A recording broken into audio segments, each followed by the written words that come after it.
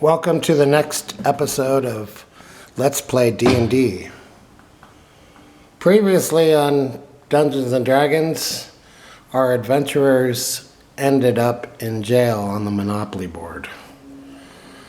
Alright, I'm really lazy today. I went to the cafe. There's the dungeon.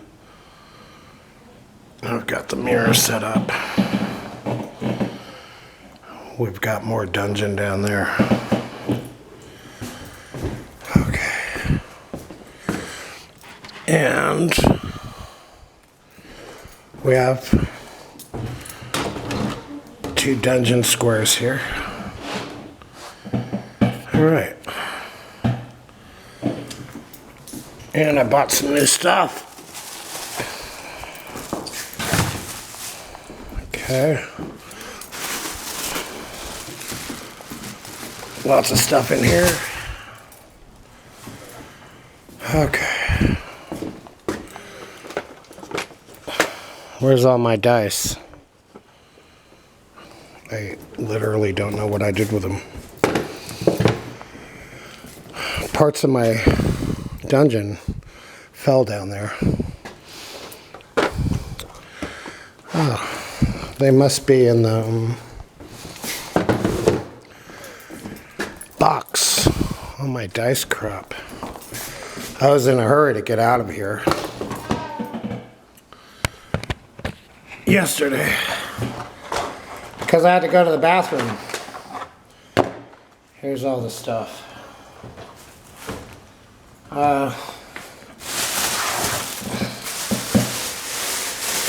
like the mirror. It's good for filming. I've got John Williams, the guitar player, not the composer, not the conductor. John Williams, the guitarist, is a genius, as is John Williams, the composer. I've got a Milton book here, bought for $1. That could be a prop. A plastic bag. I can use it as sculpture material. It's like clay to me. I use tape. I can make human beings out of this stuff. Let's see, what else is there? My Monopoly board. Okay, wait for it. Every time I sit on that chair. See, this is cool with the mirror. Adds a lot of dimension. Monopoly. That's kind of cool. Turning the lid upside down.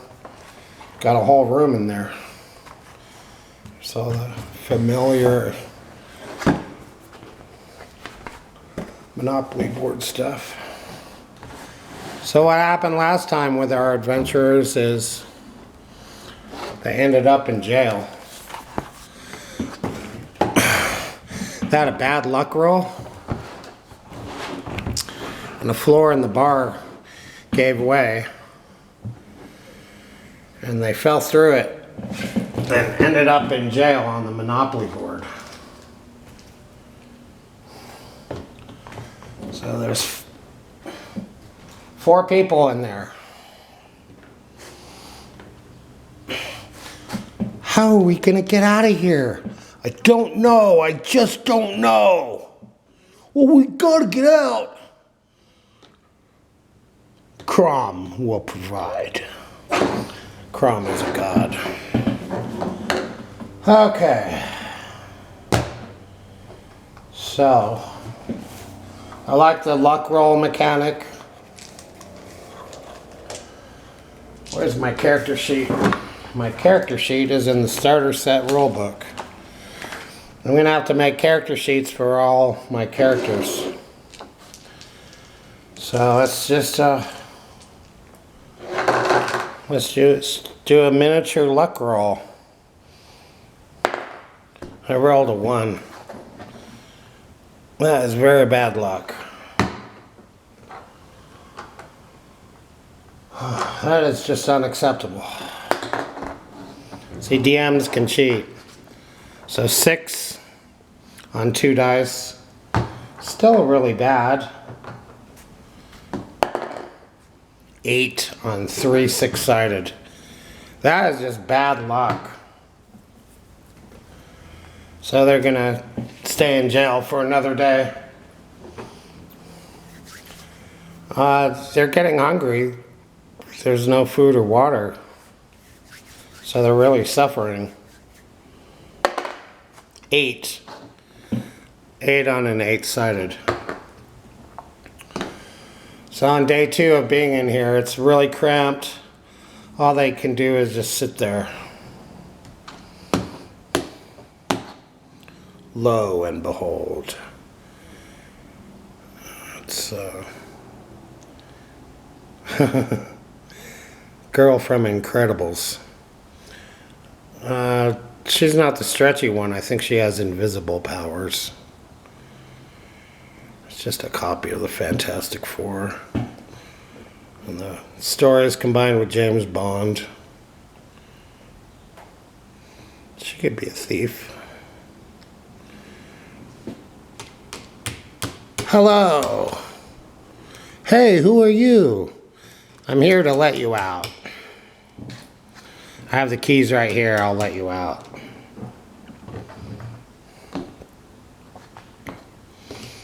Alright, so they get to move out.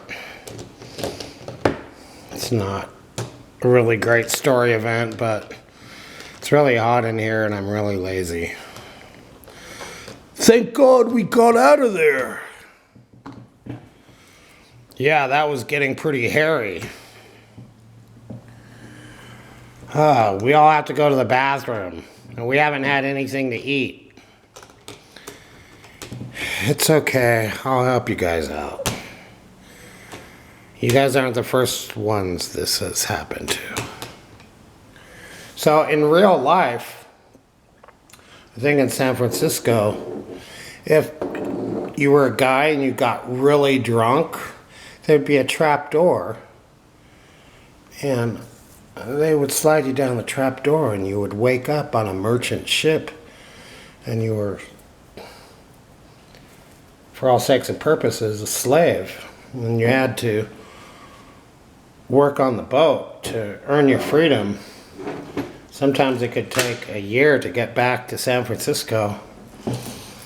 They would just chain you up, and you'd be on the rowing oars, and it was really bad. There used to be a lot of human slavery. There still is human trafficking today. So this event of being in a bar, falling through a trap door and ending up captives, that's not something made up. That's something that actually happened in history. So it wasn't a good idea to get too drunk. Okay, so the big event is they escape jail, and they now have a new teammate. So there's 5, 3 guys and 2 girls. So that makes it a little bit more interesting, especially if the 2 girls like each other. You know, they bond right away. The guys are always cautious of one another. So things are going to happen when there's 2 girls and 3 guys. There's always going to be a guy left out. Probably this guy, because he probably prefers the company of men anyway. He's kind of after He-Man, Davok there. But I think he likes her, and I think he might go for her. She's over 18, just so you know. Let's see. Let's put on my glasses of power. Find out where we were.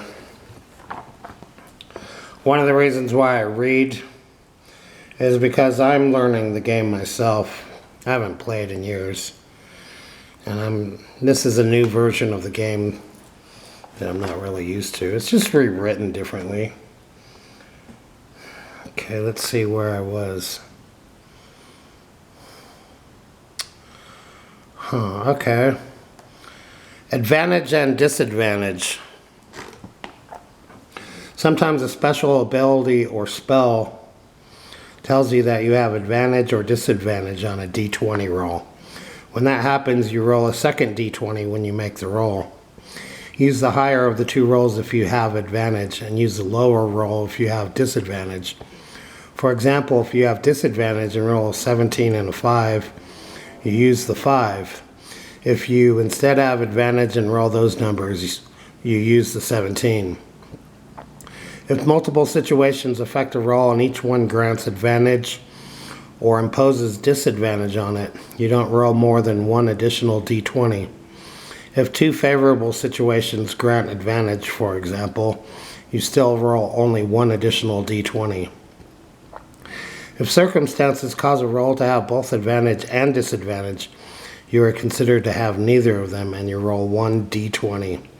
This is true even if multiple circumstances impose disadvantage and only one grants advantage or vice versa.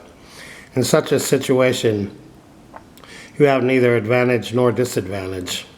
When you have advantage or disadvantage in something in the game, such as the halfling's lucky trait lets you re-roll the d20, you can re-roll only one of the dice. You choose which one. For example, if a halfling has advantage on an ability check and rolls a 1 and a 13, the halfling could use the lucky trait to re-roll the 1.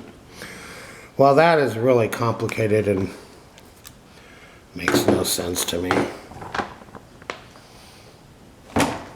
D&D is like religion. They just make it up with every version. So what happens to our adventurers? So they got out of jail, they're underground. So technically, they are in their first dungeon. They have no money. They have no food, no water. They have weapons. I was thinking of making her into a monk. I've got these dudes. I could do combat. I could get them out of the box. I have scissors here.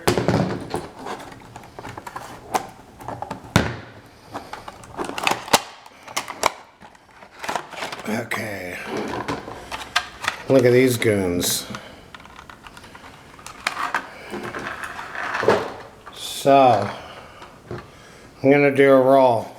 Okay, they're walking along for 10 feet. La la la la la. So one of two options will happen. 1 through 3, the gelatinous cube will come. 4 through 6, some people. Okay.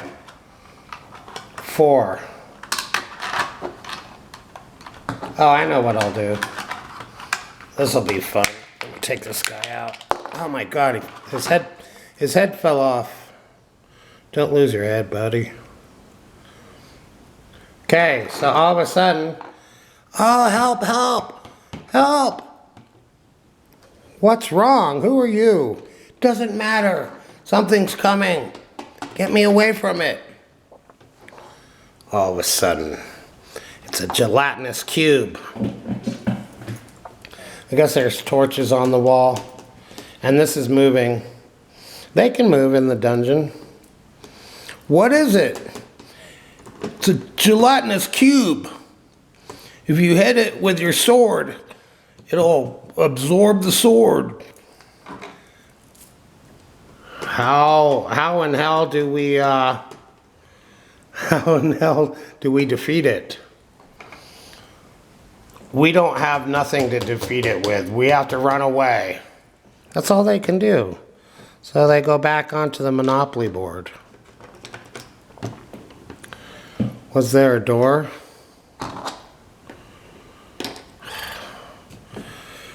How do we stop it? My goodness. What the hell is our adventurers gonna do? The gelatinous cube is coming. Very slowly.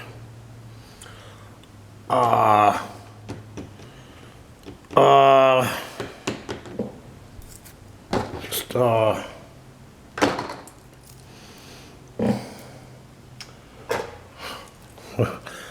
yes. Here, move this big thing in front of the doorway. Can't get through. Good thinking. But now we're stuck on this Monopoly board. Dang, we have to find a way out.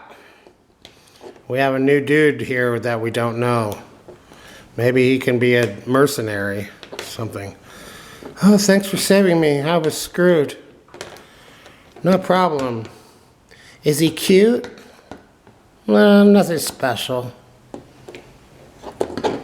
Let's go. I'm sure glad I didn't die against that gelatinous cube. Okay, so that's the end of another adventure. They're back on the Monopoly board. They can't get out.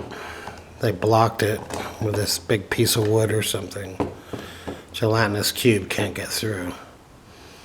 Could he push it through? No. Where did they get this thing?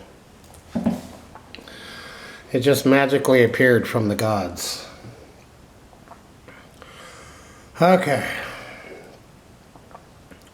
Thanks for watching. Let's play D&D.